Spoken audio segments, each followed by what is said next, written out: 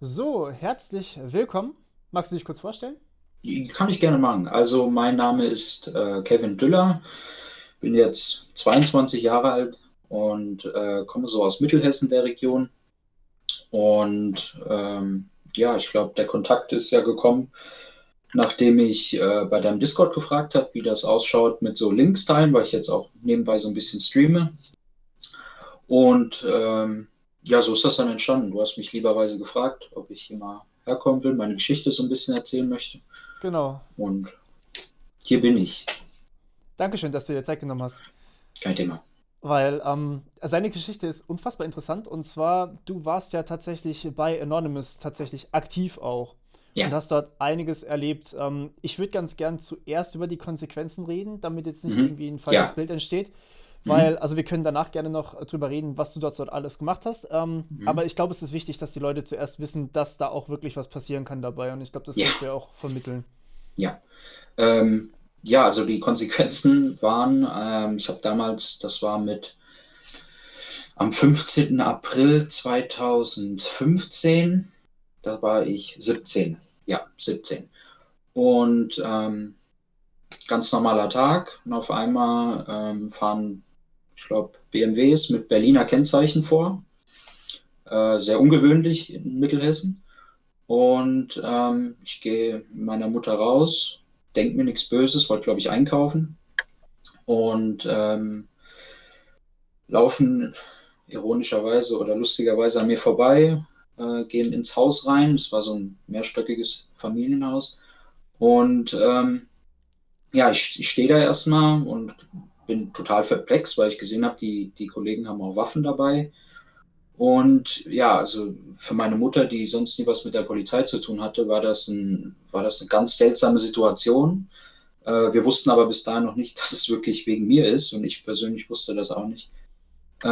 Also im Endeffekt, Konsequenz war, das waren Leute vom Bundeskriminalamt, ich glaube 3 oder 4. Forensiker haben sie noch mitgebracht und haben dann meine Wohnung komplett oder die Wohnung meiner Mutter komplett auf den Kopf gestellt. Ähm, also das war grausam. Also gerade so, für mich war das nicht so einschneidend, weil ich das nicht so wahrgenommen habe, aber natürlich für meine Mutter, die ist da schon etwas älter, die ist auch krank. Und da habe ich ein Loch quasi in ihre Privatsphäre reingerissen und so weiter und so fort. Also es war ganz, ganz schlimm. Dann kam eine Anzeige wegen Computersabotage und dann, ja, was ist dann passiert genau? Also ich wurde angezeigt, mitgenommen, verhört, also das gesamte Prozedere und das vom Bundeskriminalamt. Also das war eine ganz, ganz einschneidende Geschichte. Natürlich auch, wie man es kennt, alle PCs raus, USBs und Spielekonsolen und was auch immer, was da so noch als Speichermedium benutzt werden hätte können. Und also das, das will ich niemandem wünschen. Also das war sehr, sehr grausam. Sehr, sehr Hm, grausam. das hört sich wirklich schon mal an. Also das volle Programm wirklich wie ein Schwerverbrecher behandelt. Ja, ja, ja. Heftig. Mhm. Ja, und das im Endeffekt, weil du bei Anonymous mitgemacht hast, eine Weile, mehr oder weniger. Mm, Das war so im Hintergrund. Also primär war ein DDoS-Angriff, deswegen auch das BKA. Ein DDoS-Angriff auf die Bundesregierung, also auf die Seiten Hm. der CDU und SPD. Und die waren auch noch so aufgebaut, dass wenn man, das war gar nicht mein Ziel, also wenn man die Hauptseiten angegriffen hat, ein paar Mail-Server und sowas auch noch mit down gegangen sind. Also das hat die schon recht hart getroffen. Und die haben daraufhin Anzeige erstattet. Und Ja, logisch. Ja. deswegen kam dann das Ganze auf mich zu, ja. Heftig. Ja, Ähm, ja, und wie bist du da reingekommen? Also wie hast du davon Wind bekommen? Du warst dann auf dem IRC von Anonymous. ja. Genau, hast dort dann von der Operation mitbekommen Mhm. und hast dann gesagt, du willst mitmachen, oder? Also es war, ich glaube 2014, also war ich gerade so 16 geworden. Meine schon. So um die 16, 15, 16 auf jeden Fall. Also noch recht jung. Und ich war da in einer ganz blöden Lage. Also ganz mental war ich ziemlich getroffen. Ähm, das aus privaten Gründen. Und dann habe ich mir gedacht, wie cool ist das? Habe ich, glaube ich, einen Bericht über Anonymous gesehen, habe dann gegoogelt, wie man das so macht. Und dann bin ich auf einen IRC gestoßen, der sehr, sehr markant ist für Anonymous, auch damals aus diesen Operation Payback gegen PayPal und so weiter, war der dann auch in den Schlagzeilen. Und habe ich halt, join ich einfach mal, bin ich dann über so ein Webinterface reingekommen, musste dafür gar nichts können, bin dann in den Deutsch-Chat reingekommen. So, und dann hat das so peu à peu, hat man sich dann so angefreundet, so ein bisschen so, na, wie geht's? Und dann tägliches Join und so weiter und so fort. Irgendwann hat man dann wirklich IRC-Clients benutzt, die dann über einen Server durchgehend drin gelassen, und so ist das einfach tägliche Routine gewesen. PC an, Spielekonsole an, im links der IRC, rechts die Xbox, und so ist das dann täglich, wie heutzutage kann man sich das vorstellen, wie beim Discord. Irgendwann kommt man halt an, irgendwann trifft man dann neue Leute in neuen Channels, und ja, so hat das dann angefangen. Quasi eigentlich nicht illegal erstmal, sondern einfach nur, Nein, man kennt sich halt, man redet ein bisschen miteinander. genau. Einfach so, wie man halt Leute im Internet kennenlernt. Genau, also primär war auch dieser IRC niemals dafür gedacht, jetzt nur illegale Operationen zu planen. Sagen wir mal so, es war nicht verboten, aber es war primär wirklich nur, um sich auszutauschen, Leute, die ähnliche Interessen haben, zu finden. Und ja. Ja. Und dann hast du dich dafür entschieden, also du hast dann dort mitbekommen, dass diese Operation gegen CDU und SPD stattfindet? Nee, das war dann so ein Zufall. Also ich bin dann, wie gesagt, so 1,5 Jahre, da war das in der Zeit, um die Zeit rum, wo diese Operation ISIS war. Ja. Da könnte ich auch nochmal 3 Stunden drüber reden, aber das war prinzipiell eine Operation gegen ISIS. Diese Operation ISIS hieß sie, glaube ich, auch in den Medien. Dann gab es sehr viele Untergruppen, die sich halt dann einzeln organisiert haben. Und da hat man dann irgendwie, glaube ich, über Twitter damals noch andere Deutschsprachige gefunden. Mhm. Und da hat man sich auch so kurz geschlossen und dann irgendwann gesagt, so, ja, was können wir denn mal machen in Deutschland? Weil ISIS war so weit weg und da konnte man nie so wirklich in Deutschland punkten. Das war alles dann nur in den US-Medien. Ja, klar. Und da hat man gedacht, ja, Vorratsdatenspeicherung war zu der Zeit ein Thema. Und da hat man sich dann einfach so auf den Zug mit draufgesetzt und hat gesagt, ja, jetzt machen wir mal was. Und dann ist das quasi so entstanden, dass man gesagt hat, ja, komm, für was kennt man Anonymous? DDoS ist jetzt auch nicht sonderlich schwierig. Und hat man dann angefangen, die Webseiten anzugreifen über ein paar Tage. Ja, und die sind dann halt auch down gegangen. Das war ja auch groß in den Medien. Haben auch viele drüber berichtet, glaube ich. Und dann Einige. da warst du ja, glaube ich, auch nicht der Einzige, der dann festgenommen wurde. Also da habe ich auch mehrere Festnahmen in den Medien gelesen.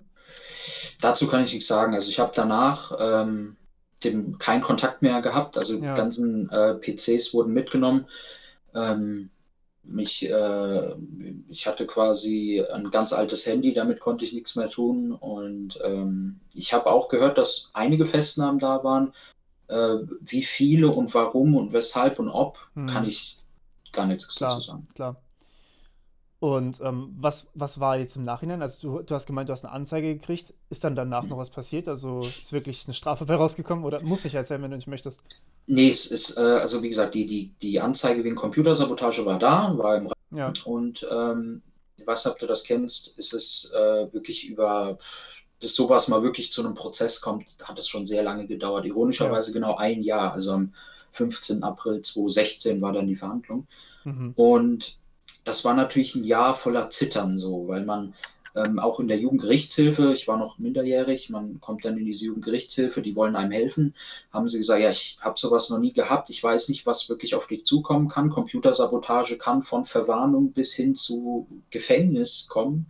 Wir wissen nicht, wie sie das einordnen wollen oder können. Also prinzipiell könnten sie es sogar so weit einstufen, dass sie das als Störung des Landesfriedens nehmen und an dir dann so ein Exempel statuieren wollen. Ja, ja.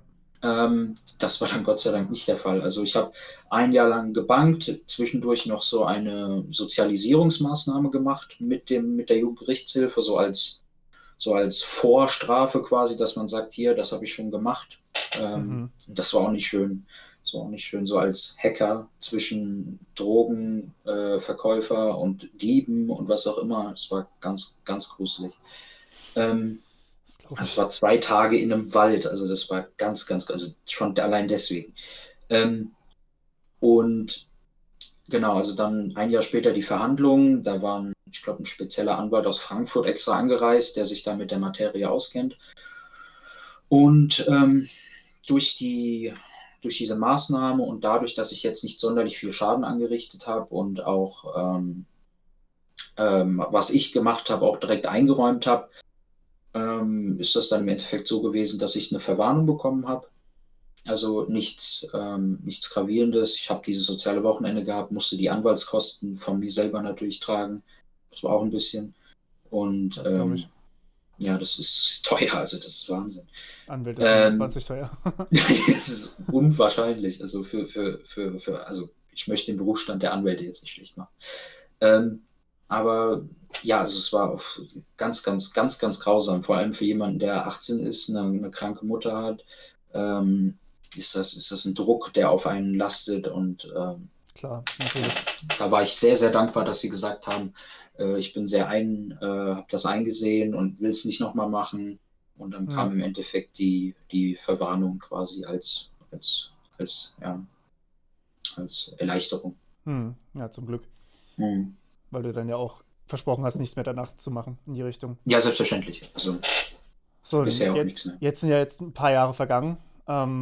Was machst du seither? Also seit der Verwarnung, du hast ja trotzdem immer noch Faszination IT für dich entdeckt, so wie ich gesehen habe. Du Ja, machst auch weiterhin Hacking, allerdings im legalen Rahmen ja. CTFs. Du streamst jetzt auch CTFs. Ihr könnt mal bei seinem Mhm. Twitch vorbeischauen, verlinke ich in der Liebend Beschreibung. gerne. Und ja, was machst du dann so? Also machst du Ausbildung oder? Genau, also ich habe jetzt, also man kann sich vorstellen, ich habe in der Zeit, so in dieser Zeit, wo ich bei Anonymous war, ähm, war mein Leben halt wirklich absolut, wie man es kennt, daheim, kein Bock auf Schule geschwänzt, vorm PC nur gesessen und war auch extrem übergewichtig. Und das alles war halt so wie so eine Last so. Und dann kann man sich vorstellen, dann kommen sehr große, sehr breite, mit Waffen bestückte Leute und räumen da erstmal alles aus. Das ist natürlich Mhm. gerade für mich in dem Alter so eine einschneidende Sache gewesen, dass ich gesagt habe, danach habe ich mich immer mehr sozialisiert. Also im Endeffekt muss ich den Kollegen eigentlich dankbar sein. Die haben mir mein Leben quasi umgekrempelt, Ja, dann immer so peu à peu wieder angefangen. Dann musste ich, weil ich die Realschule damals nicht fertig gemacht habe, weil ich quasi nie in der Schule war, mhm. dann von da aus wieder anfangen. Also dann Maßnahmen gemacht, die Realschule nachgeholt, dann jetzt die Fachhochschulreife abgeschlossen mit einer Ausbildung, mit so Hui. einer schulischen Ausbildung. Mhm. Und jetzt im August mache ich eine zusätzliche Ausbildung als Fachinformatiker. Herzlichen Und Glückwunsch. ich danke. Das ist also die ganze Familie von mir, die gesehen hat, wie ich damals drauf war. Und das war nicht mehr schön. Also das war Mhm. echt schon beängstigend. Und dann seit diesem Tag wirklich so peu à peu über Jahre jetzt hinweg das Leben gebessert. Jetzt habe ich eine eigene Wohnung mit meiner Freundin zusammen, so ein stabiles Einkommen. Also es ist einfach alles so, wie es eigentlich sein sollte, nur halt Ja, um 4 Jahre quasi verschoben. ja, natürlich. Ja, Im Endeffekt so nach und nach die Kurve gekriegt und dann, Gott sei Dank, ja.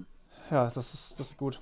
Aber Mhm. generell, was hältst du jetzt von Hacking an sich oder von Pentesting und Cybersecurity? Du bist ja immer noch ein Fan davon an sich. Ja, also wir haben ein großes Problem in Deutschland und das ist, dass wir natürlich, was die Politik angeht, dass wir extrem weit hinten hängen mit dem Ausbau von Internet und so Ja, weiter.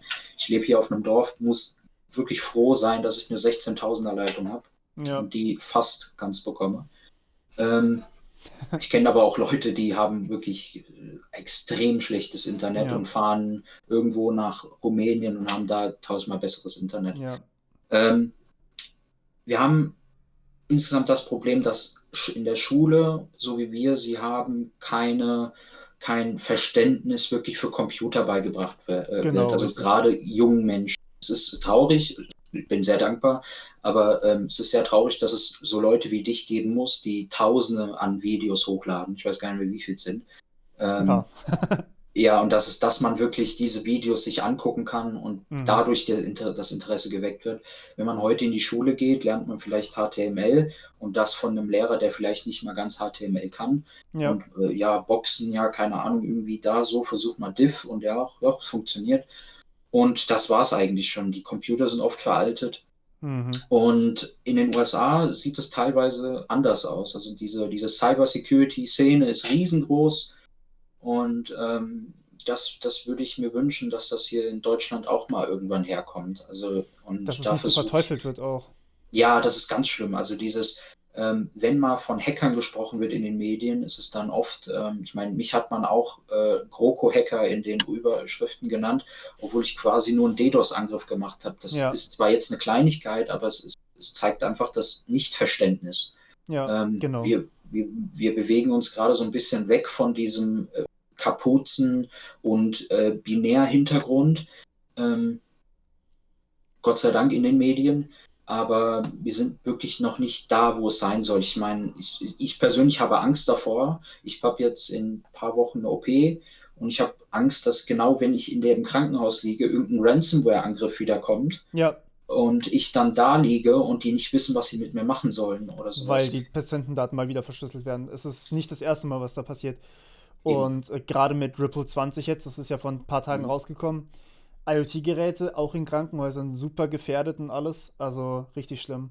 Ja. Gerade ergänzend zu dem, was du gesagt hast, ich habe auch vor kurzem wieder eine Weile bei meiner Mutter gewohnt, hatte 6K-Leitung, kannst du vergessen, kannst nicht mal vernünftig Videos hochladen. Es ist Dorf, klar, aber das heißt noch lange nicht, dass es so schlimm sein muss. Um Und in der Gottes Willen. Schule, wir haben C-Sharp gelernt, da war ich echt dankbar dafür. Mhm. Aber wir haben halt nicht weiter als Funktion gemacht und das in einem vollen Jahr Informatikunterricht. Mhm. Also, und Ja. der war freiwillig.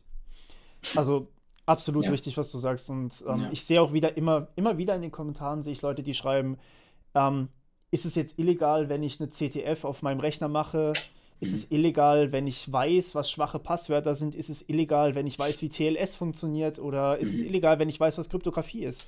Und Ja. das zeugt einfach davon, dass ein falsches Bild rübergebracht wird. Da stimme ich dir absolut zu. Ja. Wir Sehr, sehr haben, gefährlich. genau, also wir haben Gott sei Dank den CCC und da auch eine Ja, halbwegs große Community.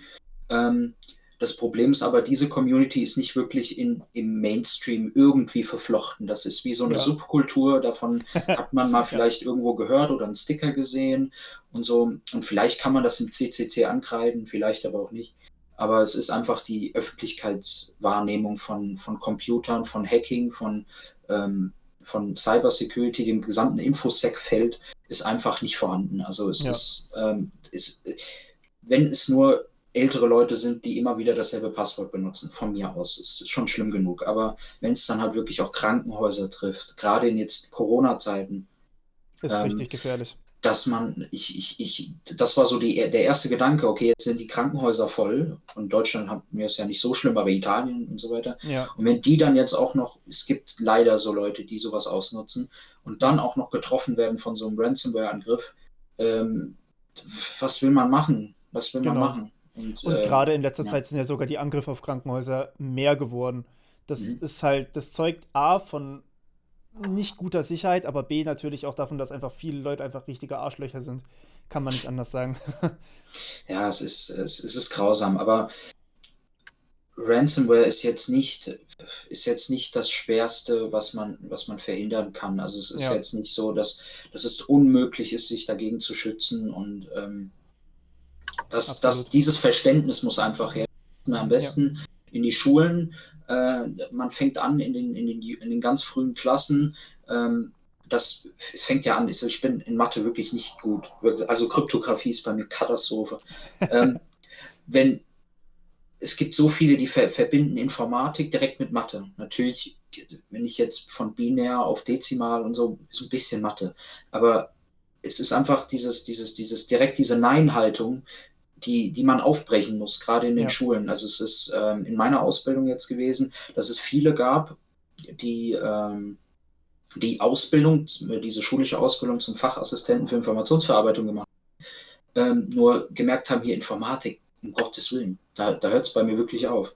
Ja. Und die Lehrer auch nicht in der Lage waren, beziehungsweise nicht, also sie haben es versucht, es ist einfach, dass vielleicht eine Stufe höher nicht richtig kommuniziert wird, nicht gesagt wird, hier, wie können wir das so machen, wie können wir das so machen, Ja. können wir das so machen. Und das ist eine große Gefahr, die wir in Deutschland haben, wenn das jetzt nicht langsamer sich ändert und sich ungefähr in Richtung USA Oder, richtet.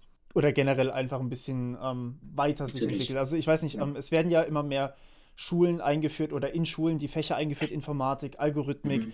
Aber da habe ich tatsächlich auch schon mal Lehrpläne mir angeguckt und muss sagen, das sind die ersten 2 Semester und soweit Mhm. ist es dann schon fast ein bisschen zu viel. Das braucht man an sich nicht.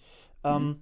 Also klar, algorithmisches Denken, ja, aber es ist eigentlich wichtiger, so ein Grundverständnis für IT zu schaffen, anstatt jetzt zu erklären, was eine Turing-Maschine ist, zum Beispiel. Das ist halt viel zu weit. Das lernt man ja teilweise vielleicht in der Ausbildung, aber nicht mal da unbedingt. Und ja, also mir kommt es auch ein bisschen so vor, als wäre die Ausbildung in Deutschland, gerade in den Schulen, so ein bisschen zu theoretisch. Ja, Ähm, ja. Mhm. und Ja. das fördert jetzt nicht unbedingt, also wenn man weiß, was eine Turing-Maschine ist, weiß man noch lange nicht, was ein Computer ist oder was man Mhm. da dann damit machen kann. Sondern man hat halt so ein bisschen theoretisches Verständnis, aber das zu übertragen ist quasi unmöglich, weil heutzutage ist ein Computer einfach so viel mehr als Turing-Maschinen. Und ja, also ich glaube, da muss ich noch einiges tun. Ja, das stimmt, ja. Vor allem, es ist einfach so, wir haben momentan so eine vernetzte und digitale Gesellschaft. Jede Firma beruft sich auf Informatik irgendwie in irgendeiner Form. Ja. Also selbst der Bäcker hier im Dorf, also dieser ganz alte oder der ganz alte Metzger hier, der noch wirklich Handarbeit und alles, hat trotzdem dahin irgendeinen alten Rechner mit Windows XP oder so im Laufen. Ja, Ähm, und wenn wir zumindest ein Grundverständnis vielleicht nicht Grundschule, aber so ein bisschen rantasten, so ja, in den Förderstufen und so weiter, so ein bisschen zumindest. Passwort, Sicherheit und so weiter und so fort. Dann hätten wir in Deutschland, also ich weiß gar nicht, wie viele Milliarden Euro uns im Jahr durch Cyberangriffe flöten gehen, hätten wir diese Probleme einfach nicht. ja. Und wir wären deutlich besser dran. Sehe ich absolut so. Jetzt haben wir lange über Hacking und Cybersecurity und so Ja, ja, weiter ja. und Bildung geredet. Was hältst du denn zu Hacktivismus? Also das Mhm. ist ja im Endeffekt, Anonymous ist ja Hacktivismus, das heißt Hacking und Aktivismus. Mhm. Ähm, Findest du das in Ordnung oder geht das dann doch zu weit? Also, schwieriges Thema. Ja. Ähm, Ich habe jetzt mitbekommen, dass Anonymous wieder auferstanden ist quasi, Hm, die wieder sehr großen Zulauf bekommen haben durch diese Thematik um Rassismus in den USA. ja, Ähm, Finde ich super, dass sich Leute mobilisieren wollen, aktiv werden wollen. Was ich immer ein bisschen problematisch finde, und das habe ich damals bei ISIS, Operation ISIS gesehen, sehe ich heute auch noch, dass es so viele Menschen gibt, die wollen was verändern, die wollen was tun, in der Regel auch noch sehr jung und denken überhaupt nicht nach, was sie machen. Also es war damals genauso, dass Leute, wenn es groß in den Medien war, Anonymous ist zurück und ich habe auch Kontakt zu den Anonymous Twitter-Accounts, die etwas größer sind, die haben auch einen enormen Zuwachs bekommen. hm, Ähm, und die haben mitbekommen, dass es einfach das Problem gibt, dass so viele Menschen in die Chats reingehen, in Twitter reingehen, in die Discords reingehen heutzutage schon und wollen sich verbinden und irgendwie mitmachen. angreifen. Ja, einfach nur machen, ohne drüber nachzudenken, was sie genau machen. Einfach nur machen, genau. Also das war aber schon immer so. Es war, die Leute kommen rein, wollen irgendwas tun, haben vielleicht ein Grundverständnis von IT, haben vielleicht auch schon Kali Linux installiert, ähm, wollen dann aber direkt loslegen und hochgradige Ziele angreifen. Also der Senat von Minnesota wurde gehackt. Ja, Die Daten wurden veröffentlicht. Ich weiß jetzt nicht, ob das ältere Daten waren oder doch schon aktuell, also das weiß ich nicht. Aber zumindest wurde die Seite defaced ja, und im Umkreis war da ein großes Wirrwarr direkt auf Twitter posten und Anonymous Tango down ja, und das sehe ich als Riesenproblem. Also es ist die Leute im Senat von Minnesota jetzt zum Beispiel, die können vielleicht haben mit dem Ganzen überhaupt nichts zu tun. Der Hausmeister, der vielleicht seine Daten geleakt bekommt, die Tante, die Person, die nur den Papierkram macht, all diese Daten wurden geleakt. Und genau. es trifft dadurch so viele Menschen, und man ist ja oft gar nicht bewusst, man sitzt ja nur hinter seinem Rechner und führt SQL-Map aus, aber was dann im echten passiert, im echten Leben von den Leuten, Hat man teilweise gar sogar nicht so auf dem Schirm. Kreditkartendaten und Ja, sowas, also das ist schon übel. Und wenn das passiert im Hacktivismus, ist das zu verurteilen und das ist grausam für diese Leute. Das ist ja. grausam, das durfte ich damals an erster Hand mitbekommen, wie Leute mir das geschrieben haben und es ist wirklich grausam, was da Man zerstört teilweise ja dann gemacht auch wirklich Existenzen damit.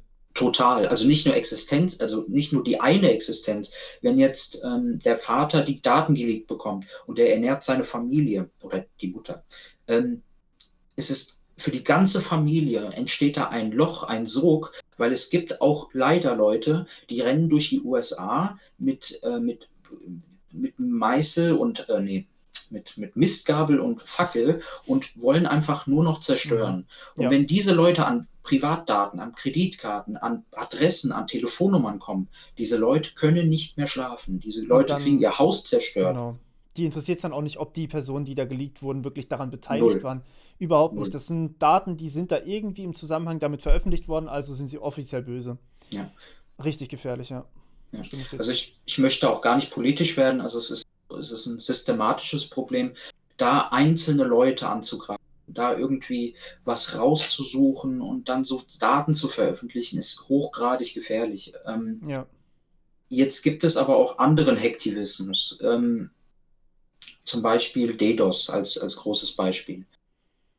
Wenn das passiert, ist es natürlich für die Firmen, und das muss dann ein Richter entscheiden, ist das für die Firmen teilweise ein großer finanzieller Schaden, ein Schaden, der da ist. Also das ist meine persönliche Meinung, wenn dieser Schaden aber sich im Rahmen hält ja, und wirklich nicht, also auch, es geht ja auch nicht um Botnets, also Botnet ist immer zu verurteilen in der Regel. Ähm, Da wird auch teilweise sehr, sehr schlimme Sachen mitgemacht. Also wer jemand, ja. der sich einfach irgendwo anmeldet und dann irgendwelche Ziele angreift, weiß im Hintergrund, oh, da könnte jetzt ein Botnet sein und dann finanziert man diese Leute oder finanziert man vielleicht teilweise kinderpornografische Ringe und sowas. Es sind Furchtbar, Sachen, die ja. ich schon gehört habe und auch miterlebt habe, die Gerade einfach wenn es grausam sind. IP-Kameras sind oder sonst irgendwelche Ja, ja, Haushaltsgeräte, da kann alles veröffentlicht werden. ja. Und das ist aus meiner Sicht, wenn sich viele Leute, wie es damals bei Operation Payback war, wenn sich viele Leute versammeln und sagen, hier, wir haben einen Grund, wir wollen hier etwas verändern. Ja, Und dann wirklich gezielt, nicht für Tage vielleicht, aber vielleicht für Stunden und sagen, hier, wir blockieren jetzt euch, weil wir wollen, dass sich etwas ändert. Wenn sich das im Rahmen hält, finde ich das in Ordnung, finde ich das okay. Aber alles andere, was heutzutage unter Aktivismus fällt, von Datenleaken, von Doxen, von Defacements kann man drüber reden, wenn man nur Zugriff zu WordPress oder sowas hat. ja. Aber grundsätzlich ist sowas mit Daten sich zu werfen, muss man ganz, ganz vorsichtig sein bei sowas. Ja. Ja. Gerade auch, wenn es jetzt irgendwie ein DDoS ist oder sowas, dann kann es ja auch passieren, wenn es eine kleinere Website ist und der Betreiber vielleicht von dem lebt oder Mhm. vielleicht 10 Leute an diesem Projekt arbeiten und das ist jetzt für einen Monat, sagen wir mal, down, dann haben die einfach Ja, 10 Leute, die sie irgendwie bezahlen müssen und das können sie sich eventuell nicht leisten und dann geht halt das ganze Unternehmen auch pleite. Also ja, gerade bei so kleineren Dingen ist auch sowas ein Riesenproblem meiner Meinung nach und man muss eigentlich immer daran denken, wer eigentlich hinten dran ist, also welche Person es wirklich trifft. Ähm, ja, deswegen. Ja, du leckst gerade so ein bisschen. Oh, Mal gucken, ob es bei sorry. mir liegt oder an mir.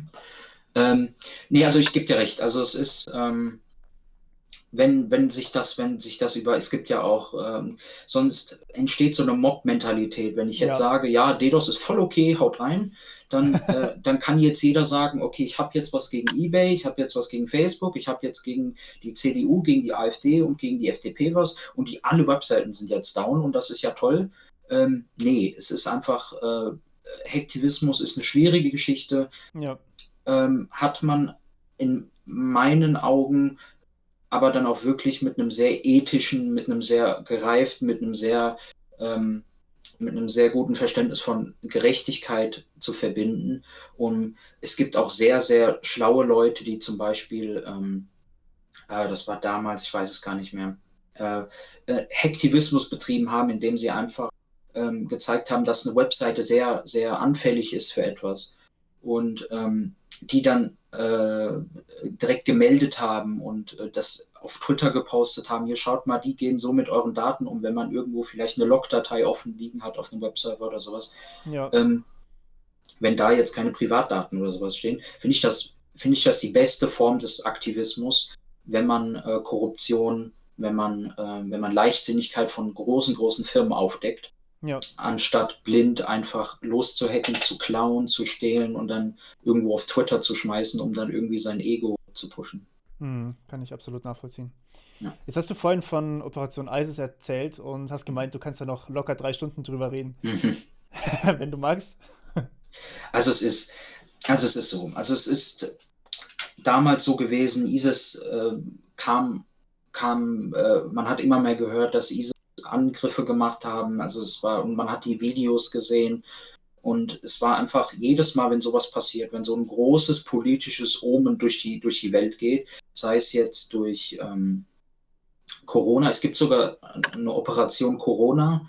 Ähm, es gibt, also um das vorne wegzustellen, es gibt nicht immer nur bei Anonymous irgendwelche Hacktivismus-Operationen. Es gibt Ja, auch Operationen Help the Homeless.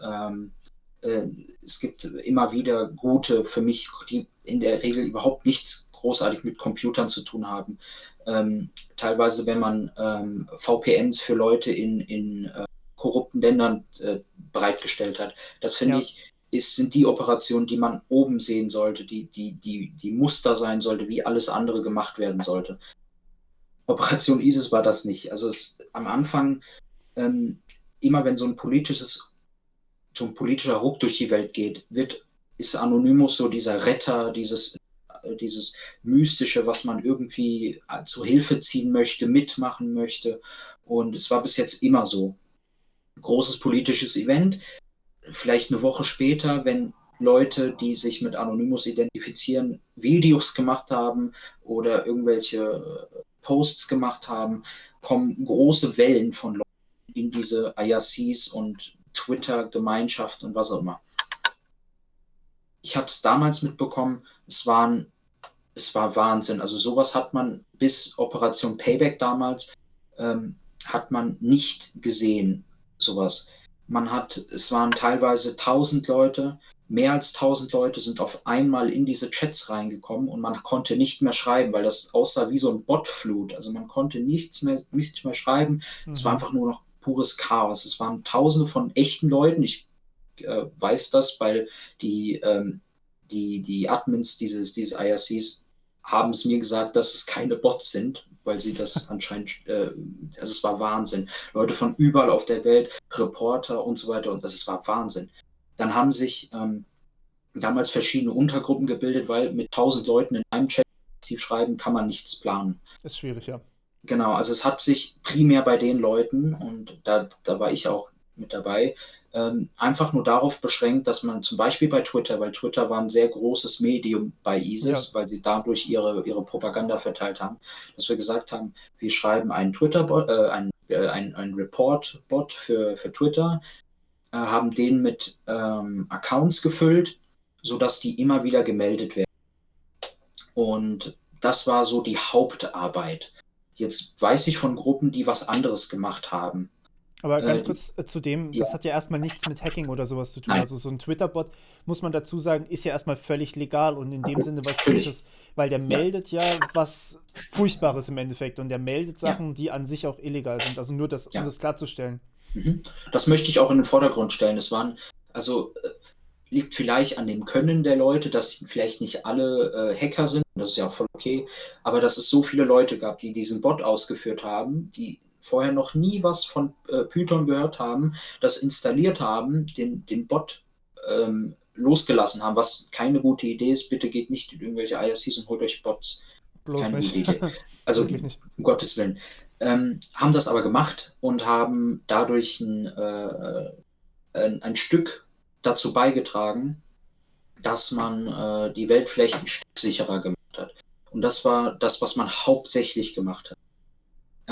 Es gibt immer Leute, die wollen es ausreizen, die haben Foren angegriffen, was auch passiert ist, was man in den Mittelpunkt was man doch zeigen muss. Bei der ISIS handelt es sich um Terroristen, die grausame Taten machen. Trotzdem darf man nicht generalisieren und das ist passiert. Also ich habe sehr, sehr viele Leute gelesen, die anti-islamistische Hetze oder anti-islamische Hetze in die Chats reingepostet haben, irgendwie gegen Muslime, gegen Dunkelhäutige und so weiter. Und die haben auch diese Chats benutzt, um ihre Propaganda zu verteilen. Die haben auch nicht nur Leute, die nach ISIS aussehen oder ISIS-Propaganda geteilt haben, in diese Bots reingepackt, sondern auch Leute, die einfach mit arabischer Schrift irgendeinen Namen bei Twitter hatten, haben die auch da reingepackt und haben gesagt, das ist eh alles dasselbe. Und das ist halt ganz wichtig, dass man dann nicht einfach alles gleichsetzen kann. Und Und das es meine einfach ich. Extremisten sind, ja. Ja, das ist einfach bei Anonymous ist das so ein großer Haufen. Es gibt Leute, die meinen es wirklich gut, es gibt aber auch Leute, die wollen das Ganze, um ihre Propaganda zu verteilen. Deswegen bitte ich an jeden, wenn er einen Anonymous Twitter-Account sieht, wenn er einen Anonymous irgendwas Account sieht. Es gibt kein offizielles Anonymous, es gibt keinen Sprecher, es gibt keinen Anführer, der sagt, so, das machen wir da, sondern es ist ein loses Kollektiv. Es ist gefährlich, weil gerade in den USA passiert das. Es gibt sehr viele Twitter-Accounts, die sind jetzt erschienen, um diese George Floyd-Geschichten, also Ja. diesen Mord quasi, irgendwie auszuschlachten, um irgendwie gegen Polizisten, gegen Weiße, gegen das System, gegen irgendwas auszunutzen. Und Leute glauben das, ach, das ist ja anonym. Das ist wirklich sehr gefährlich. Und dasselbe ist damals bei der Operation ISIS passiert. Genau, also es sind Daten geleakt worden von Foren, es ist Angriffe auf islamistische Hackergruppen, es gab Angriffe, es gab quasi Hacker-Wars zwischen Anonymous und islamistischen Hackern, die pro ISIS waren und gegen Anonymous. Und es war einfach so eine wilde Zeit. Und es gibt da auch Geschichten, zum Beispiel Teil einer Todesliste der ISIS. Also mein Name stand auf einer Liste von Leuten, die man bitte doch ausfindig machen sollte und töten sollte. Uff. Und das war also mein persönlicher Name jetzt nicht, Aber sondern mein Twitter-Account damals. Ja, Und ja, also der war auch tausendmal, also das war auf so einer Pastebin-ähnlichen Seite. Wenn man ja. Pastebin ist so eine Seite, da kopiert man was rein und kann das dadurch teilen. Und man hat da an den View-Zahlen gesehen, da waren teilweise 30.000 Views und das wurde überall geteilt. Wir haben das überall auf diesen islamistischen Foren gesehen, dass diese Liste mit unseren Namen, mit unseren versuchten, irgendwie persönliche Daten haben sie noch versucht rauszufinden, wurde überall verteilt. Das war eine große Sache. Gerade ganz kurz dazu. Ja. Und deswegen ist es auch so gefährlich, private Daten zu veröffentlichen. Ja. Wenn man das jetzt zu dem Zeitpunkt irgendwie mit dir in Verbindung hätte bringen können, dann wäre dir unter Umständen wirklich was Schlimmes hier passiert. Oder meiner Familie, ja. Oder deiner Familie. Also das ist wirklich, deswegen ist Doxen so gefährlich. Ja, also das Problem ist auch wirklich, wenn man, ich habe mir sowas gar nicht, ich habe mich damit nicht groß auseinandergesetzt, jetzt mit OPSEC und wie verhalte ich mich jetzt online und wie verhindere ich, dass Leute zurückverfolgen können. habe ich mich nicht groß mit auseinandergesetzt. Komme ich da an, schieße ich mal gegen die ISIS. War sehr, sehr doof, weil selbst in Deutschland gibt es Leute, die die ISIS ganz, ganz toll fanden oder finden immer noch. Und wer weiß, wenn du mit deiner Mutter oder mit deiner Schwester oder wer auch immer auf der Straße lang gehst und dann leider gibt es solche Menschen, fährt ein Auto in dich rein und das würdest du dir nie verzeihen können, wenn deiner Familie was passiert. Und das Ja, nur, weil du online irgendwie Ego zeigen musstest oder irgendwas beweisen musstest. genau. Ja. Deswegen am besten sich fernhalten von solchen Aktionen und die Mhm. offiziellen machen lassen. Also das Ja, ist so meine Meinung. ja, ja. Weil dadurch bleibt man selbst auch sicherer und im Endeffekt ist es auch nicht unsere Aufgabe, sowas zu tun, weil im Endeffekt macht man sich ja auch dann, wenn man DDoS oder sowas macht, macht man sich ja dann damit auch strafbar. Mhm. Während wenn jetzt die offiziellen Behörden wirklich Webseiten runternehmen, weil sie menschenverachtend oder gefährlich sind, dann ist es natürlich was anderes. Ja, ja. Also dazu noch eine Anekdote. Eine Operation auch auf dem Server, die war gegen Kinderpornografie und da wurde ich auch von dem Mann von dem BKA darauf aufmerksam gemacht, dass gerade bei Kinderpornografie, und ich verstehe das, wir hatten jetzt, glaube ich, hier sogar in Mittelhessen einen großen Ring oder Ja, ganz ekelhaft, wurde aufgebrochen und die Leute wurden da rausgeholt. Also ganz gruselig und sowas ist ganz ekelhaft und das hat jeder irgendwie zu bekämpfen. Aber es ist sehr, sehr gefährlich. Ich weiß von Leuten, die haben versucht, diese Seiten lahmzulegen, gerade auf Tor, ähm, sie zu hacken, irgendwie zu infiltrieren. Dadurch, weil das wahrscheinlich auch Honeypots vom FBI teilweise waren, wurde dadurch Leute verklagt und verurteilt für Kinderschändung hier in Deutschland, weil sie auf solchen Seiten zugegriffen haben. Es reicht allein, wenn man auf so einen Link klickt und sagt, das reicht mir jetzt, die würde ich angreifen, die will ich melden. Das allein reicht, um euch anzuzeigen und ja. zu sowas Ekligem ja genau, ja, anzuklagen. Sehr gefährlich, ja. Ja. Und was ich da tatsächlich auch noch vielleicht beitragen kann, ich war mal beim LKA und dort haben sie Ah, uns, also ich war nicht beruflich beim LKA, ach so. sondern beim LKA quasi vor Ort. Mhm. Und dort haben sie uns dann tatsächlich auch erzählt, dass die Polizisten und die Beamten, die sich dann wirklich diese Sachen angucken müssen, um zu Ja, identifizieren, ob das Kinderpornografie ist oder nicht, weil das muss ja ein Mensch machen, ja, die können das maximal ein paar Jahre machen und danach brauchen die definitiv dringend psychologische Betreuung. ja. Und wenn man das als Privatperson macht, ich glaube, das möchte man nicht. Das ist, also ich kann sowas nachvollziehen, wenn man sagt, man möchte sowas bekämpfen und man möchte das Absolut. verhindern, Absolut, klar, natürlich. also nur zu. Aber man kann ganz schnell mit deutschen Gesetzen, die es nicht unterscheiden, wenn man eine Webseite aufruft, lädt man was runter. Und die sagen, ja gut, das sind Bilder, die ganz klar Kinderpornografie zeigen. Du hast es technisch gesehen runtergeladen und damit bist du eben genau im selben Boot. Und das Ja, ist auch wenn für du es jeden, bekämpfen möchtest. ja, jeder, der sowas in irgendeiner Form mit zu tun haben muss, sei es bei der Polizei, sei es bei sonst welchen Behörden, hat meinen tiefsten Respekt, weil Absolut. sowas ansehen zu müssen, das wäre grausam. Da Ganz, würde ganz ich mir eklig. mindestens 50 Eimer nebendran stellen und die wären alle da voll nach einem Arbeitstag. Das, Ja, also wünscht man wirklich niemandem. Das ist auch einer der Gründe, warum ich zum Beispiel nicht bei der Polizei arbeiten könnte, glaube ich. ja, Also ja. zumindest nicht in Ich, der Abteilung. genau, also es ist Wahnsinn. Also gerade auch in der Zeit das konnte ich feststellen, um mal die Vielseitigkeit von Anonymous fest. Es gab viele Ja, Leute oder einige, die haben Kinderpornografie verteidigt in Anonymous selber drin. Es ist komplett gegen das, was die Mehrheit von Anonymous empfindet und macht. ja, Aber es gibt Leute, die benutzen den Anonymous-Banner, also wir sind Anonymous, wir vergessen nicht und so weiter.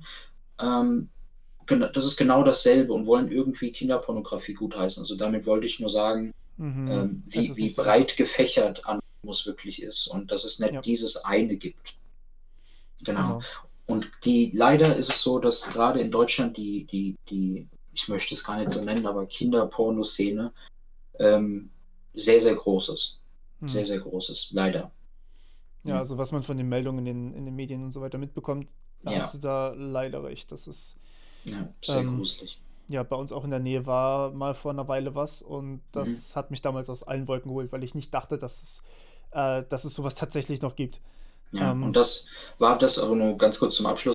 Das gab es schon immer, leider. Das mh, wurde halt damals, wir hatten ja vor einer Weile dieses Unfassbare mit der katholischen Kirche, dass teilweise Personen da Kinder ausgenutzt haben ja, und sowas. Das gab es schon immer. Nur jetzt mh, haben wir das Internet und jetzt haben wir leichter Zugriff zu sowas. Und deswegen genau. haltet die Augen auf und seid aber Haltet die Augen vorsichtig. auf, aber bleibt auf der legalen Seite und Ja, haltet ja, euch am besten da raus. Und wenn ja, ihr irgendwas mitbekommt, dann meldet es an die Polizei, meldet es an die genau. Behörden.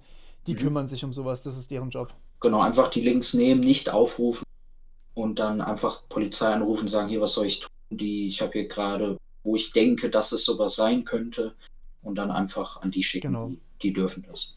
genau. Super, ich danke Ja, dir vielmals, dass du dir so viel Zeit genommen hast gar und kein Thema. es war ein wunderbares Gespräch. Vielen Dank dafür. Immer wieder Wie gern. gesagt, schaut gerne bei ihm auf Twitch vorbei. Er streamt Mhm. regelmäßig CTFs, wenn ich das richtig verstanden habe. Ich versuche es, ja. Genau, ja, ich kenne das mit dem Stream. Das Ja. regelmäßig ist so eine Sache. Ja, Gut, gut. dann danke, dass ihr zugeguckt habt und wir hören uns wieder beim nächsten Mal. Bis dann. Ciao.